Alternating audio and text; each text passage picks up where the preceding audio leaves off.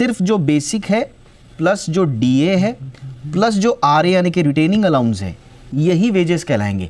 या तो 40 करोड़ मजदूर हैं जो इससे लाभान्वित होने वाले हैं, उन तक ये कैसे पहुंचे? हाय दोस्तों, आज आपके लिए अपडेट है भारतीय रेलवे माल गोदाम से संबंधित। आइए, आपका स्वागत है Mishra ji Indian railway news में। आज आप श्रमिक भाई के लिए महत्वपूर्ण अपडेट है, जान लें। सबसे पहले मैं आप सभी को बता दूं दोस्तों, ये आप सभी देख पा रहे हैं कि श्रमिकों जी न्यूज़ में साफ कर दिया गया है सैलरी को लेकर। दोस्तों सुबह भी आप सभी देखे थे कि कब जो है ज्वाइनिंग लेटर मिलने वाला है, उसके संबंध में संघ के द्वारा आए गए बड़े अतिथि के द्वारा भी बताया गया इस चैनल पर।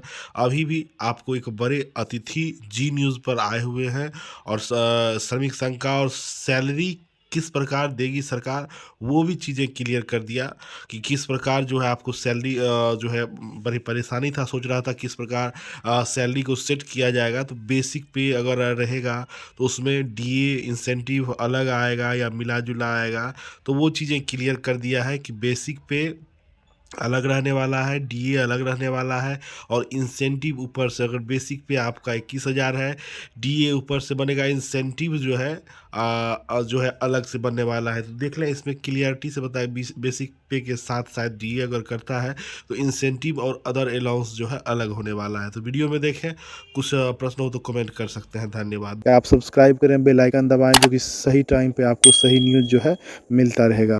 गिरीश चंद्र आर्य जी हमारे साथ जुड़ चुके हैं, नेशनल सेक्रेटरी भारतीय मजदूर संघ। आर्य सर, गुड इवनिंग, बहुत बहुत स्वागत है सर। अब आपसे समझते हैं सर, ये जो चारों लेबर कोड्स के तहत जो ड्राफ्ट रूल सरकार ने प्री पब्लिश किए हैं, कोई ऐसी बात है सर इसमें जिसमें पहले कन्फ्यूजन रहा हो और अब क्लियर हुआ हो, या अब और कन्फ्यूजन बढ़ गया हो? कि अभी ब्रीफ में बता रहे थे, तो अब क्या है, ये कानून बन चुके हैं, इनका एनेक्टमेंट हो चुका है। रूल्स जो है गवर्नमेंट ने ड्राफ्ट रूल्स आज रिलीज़ किए हैं और सारे स्टेक होल्डर्स को उसके सुझाव और आपत्तियाँ मांगी गई हैं।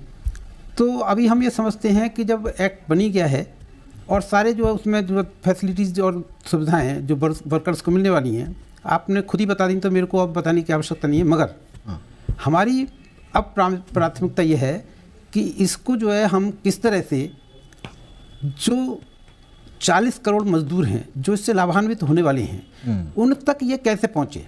अभी तक जो हमने देखा है उसमें एक्ट बन जाते हैं, रूल्स बन जाते हैं, मगर उनके इम्प्लीमेंटेशन का समय आता है तो वो जो लाभार्थी है, सरकार की बहुत सारी योजनाएं हैं जो बहुत वर्कर्स के और नागरिकों के हित में हैं, मगर वो वर्कर्स और नागरिकों को मालूम ही नहीं होती हैं। तो इन योजनाओं को नीचे तक कैसे ले जाया जाए, उसके लिए हमें एक जागरूकता अभियान चलाना पड़ेगा, जिसमें सरकार, उद्योगपति, ट्रेड यूनियंस, सामाजिक कार्यकर्ता और जो जन प्रशिक्षण के काम में लगे हुए लोग हैं, वो सब के सब जो है लेकर के जाएंगे। लोकल लैंग्वेज नहीं, स्थानीय भाषा में भी उनको जाना चाहिए और ऐसे लोगों को हमको इसमें इन्वॉल्व करना चाहिए, जैसे कि जो है कोई फील्ड है तो उसमें जो है उनमें से 4 लोगों को हम सेलेक्ट करें, को प्रशिक्षित करें। इन कोड्स के बारे में ज़्यादा से ज़्यादा अवेयरनेस हो, और अवेयरनेस इसलिए भी बहुत ज़रूरी है ना कि अगर आपको कोई कंफ्यूजन है या आपत्ति है तो आप सरकार को लिख भेजें, जिसके लिए आपको समय दिया गया है। एक जो इंपॉर्टेंट चीज़ आई है सर, वेजेस की परिभाषा जो है वो पूरी तरह से अब साफ हुई है, इसको देख के लगता है। अब यानी कि सीधा सीधा अगर हम बोलें तो पहले बहुत कन्फ्यूजन था कि भाई बेसिक डीए, तो अब सिर्फ जो बेसिक है प्लस जो डीए है प्लस जो आरए यानी कि रिटेनिंग अलाउंस है, यही वेजेस कहलाएंगे। यानी पीएलआई, ईसॉप्स, इंसेंटिव्स, रिम्बर्समेंट, ये सब जो हैं ये वेजेस में नहीं आएंगे। तो इस पे बहुत सारा कन्फ्यूजन था लोगों को, जो अब एक तरह से इन रूल्स के प्री पब्लिश होने से हुआ है। बट एक चीज़ जो रह गई है सर,